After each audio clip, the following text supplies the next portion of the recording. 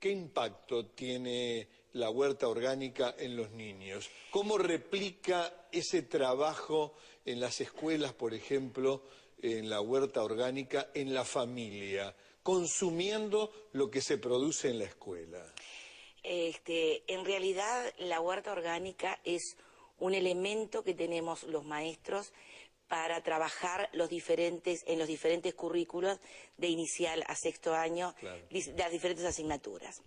Ahí manejamos desde el lenguaje, la matemática, la química, pero más que nada, como decía recién Janet, trabajamos mucho en valores. Cuando le digo en valores, aprendemos, y nos incluimos, tenemos que incluirnos los docentes, aprendemos a compartir, que todo no es mío ni tuyo, que es nuestro. Las herramientas, las semillas, el momento de ir a sembrar, o de ir a plantar es un momento compartido. Y muchas veces lo hacemos junto con los padres y la comunidad. Qué bueno. Creo que eso es una de las actividades más importantes que tiene el trabajo en orgánico. Además de decirle no a lo químico, los niños repican, como usted dice, en sus hogares, y muchas veces recuerdo así patente una niña que se puso frente al tractor, en la parte delantera del tractor de su padre, y dice, no vas a salir de ninguna forma a poner productos químicos en la viña, porque me enseñaron en la escuela tal y tal cosa. El padre vino a la escuela, dice, maestra, ¿qué es lo que pasa? Que los chiquilines ahora no me dejan ir a trabajar.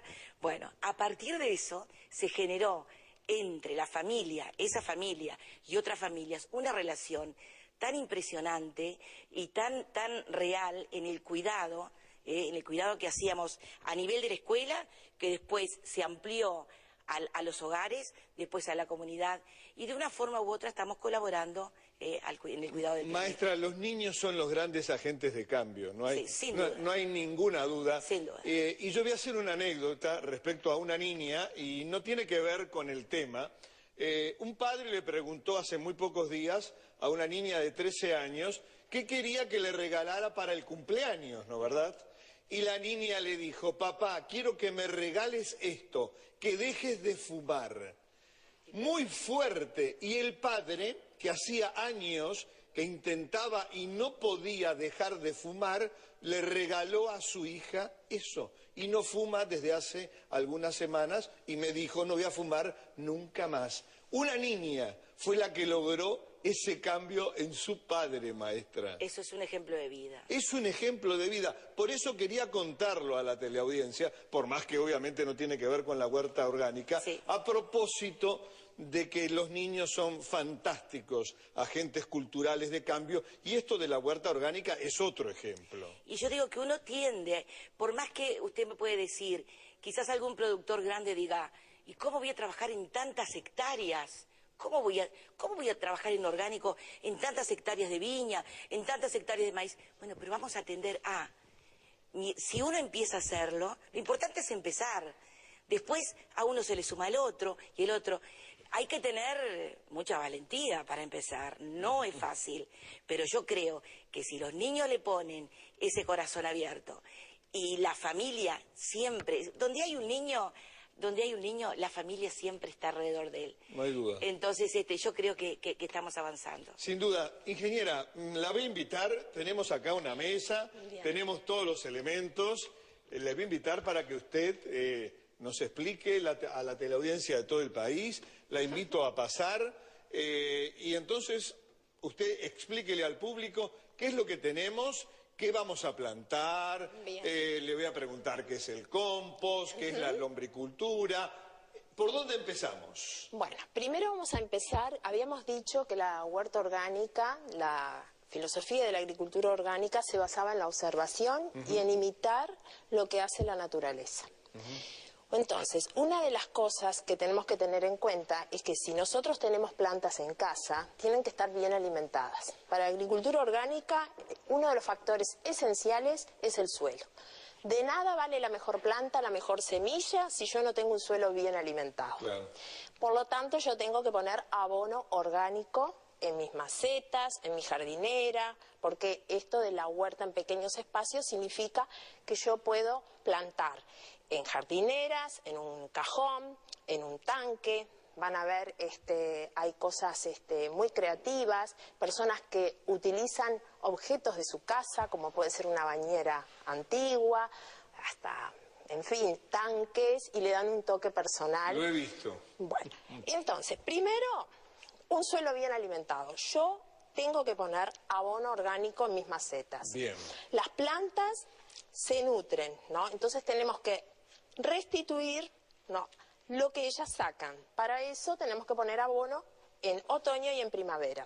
Pero ese abono tiene que ser algo orgánico, que salga, por ejemplo, del reciclaje de restos orgánicos que tenemos en casa, como pueden ser cáscaras de frutas, cáscaras de verdura, yerba, café, té, cáscara de huevo, todo bien trozado. O sea, no tirarlo, sino eso va a ser en el futuro el abono orgánico del que usted está hablando. Exactamente. Muy bien. Exactamente. Segundo paso.